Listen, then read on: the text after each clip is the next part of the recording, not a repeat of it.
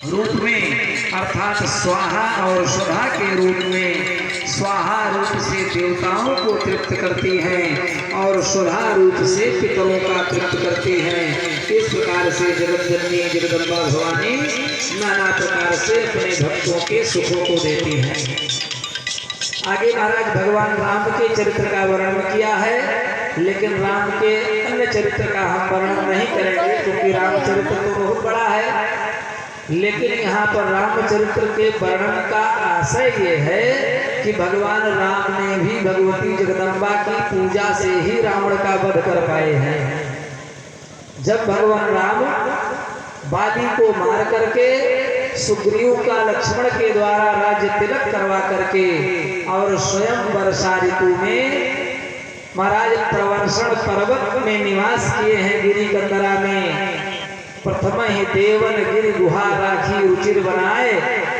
तो जब राम जी निवास किए हैं उस गिर गुहा में, तो उस समय पर सुग्रीव को कह दिया था कि मित्र तुम जाओ अपने राज्य काज्य को कुछ समय देख लो, क्योंकि बाली तो मारा गया है, नया नया तुम्हारा राज है और तुम जा करके अपने राज्य का दर्शन करो, राज्य में कुछ दिन तक सुखोपभोग करो और मैं यहाँ पर चतुर्मास करूँगा।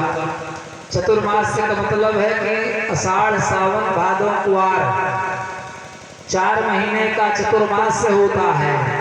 तो भगवान राम ने कहा कि मैं यहाँ पर चतुर्मास करूँगा, क्योंकि किसी के राज्य में मैं नहीं जा सकता, मैं गांव और नगर में नहीं जा सकता, तो मैं यहाँ पर चतुर्मास करूँगा।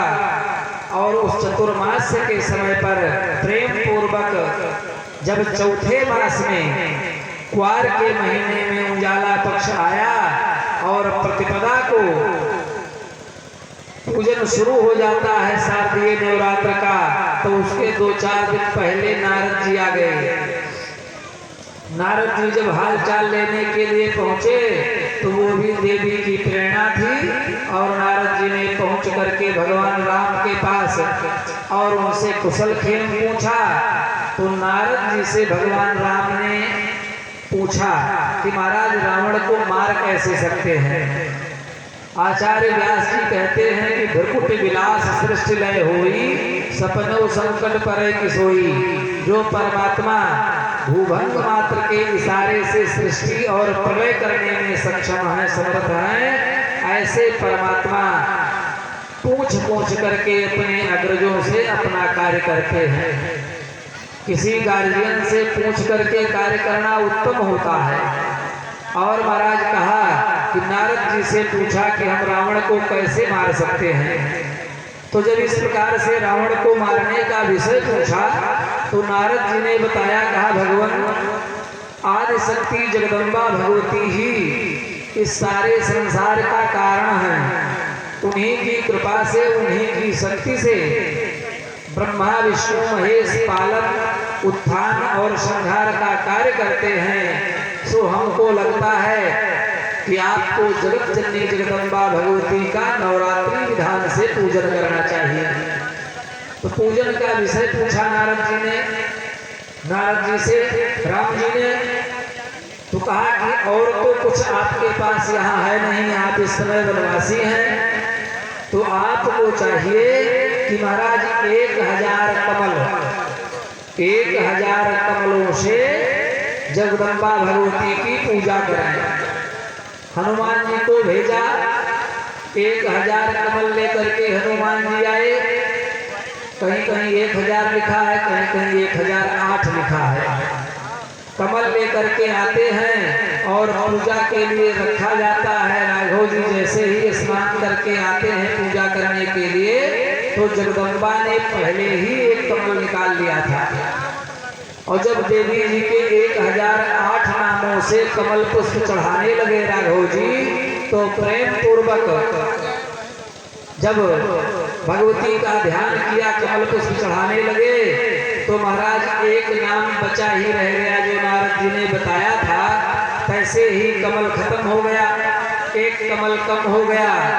जब एक कमल कम हुआ तो राघव जी ने अपने मन में विचार किया कि मैंने तो संकल्प किया था कि 1008 कमल चढ़ाऊंगा, और नारद जी ने मुझसे कहा भी था, नारद जी का वाक्य है, संत का वाक्य है, 1000 मैंने मंगाया था। हमको लगता है हनुमान जी से गिनने में गलती हो गई होगी, ऐसा सोच करके कि एक कमल कम पड़ रहा है और भगवती को मैंने संकल्प कर दिया है, तो मन में विचार करके कि मुझे लोग कमल लोचन कहते हैं, लोचन माने नेत्र और कमल माने कमल, तो कहा जब मेरे नेत्र ही कमल हैं तो तुरंत बाण उठाया और जैसे ही अपनी आंख को चढ़ाने लगे कि एक कमल कम पड़ा है तो एक नेत्र चढ़ा देंगे, ये मेरा कमल लोचन है, तो ये माता जी के चरणों में अर्पित हो जाए। वैसे 18 भुजी जगदम्बा प्रकट हो गई सामने और कहा कि राम तुम दीर्घायु हो, तुम्हारी पूजा मैंने स्वीकार किया है, और तुम्हारी संत आदेश पालन करने की जो भावना थी उसके प्रभाव से मैंने तुम्हारे चढ़ाने के पहले ही एक कमल उठा लिया था। तुम्हारी भावना को देखते हुए मैंने स्वयं एक कमल ग्रहण कर लिया था, सो दिखाया। और उसी दिन से जगदम्बा भगवती भगवान राम के द्वारा चढ़ाए गए उस कमल को इसीलिए धारण करती हैं, उनको कमल धारण करने वाली हस्ताक्षी कहा जाता है, और कमलाक्षी भी उनको कहा जाता है, कमल हस्ता भी कहा जाता है। प्रेम पूर्वक कमल लेकर के मानो बता रही हैं कि और पूजा में कोई सामग्री न जुड़े तो जो कमल या कोई भी अन्य पुष्प यदि आपके पास हो, यदि वह भी न हो, तो प्रेम पूर्वक भाव पुष्प चढ़ा देने से और प्रणाम करने से ही जगदम्बा भगवती नाना प्रकार से अपने भक्तों का कल्याण करती हैं।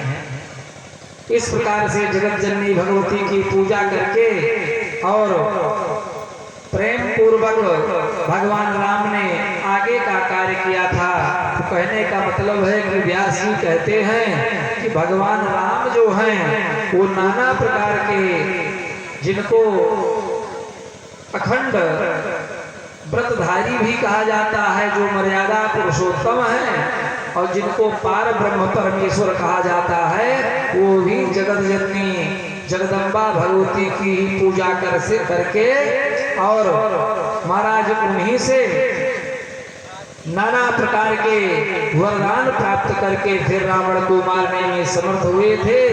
इसलिए प्रेम पूर्वक जगत जननी भगवती जगदम्बा की पूजा करने के लिए व्यास जी ने जन्मेजय जी से बताया है।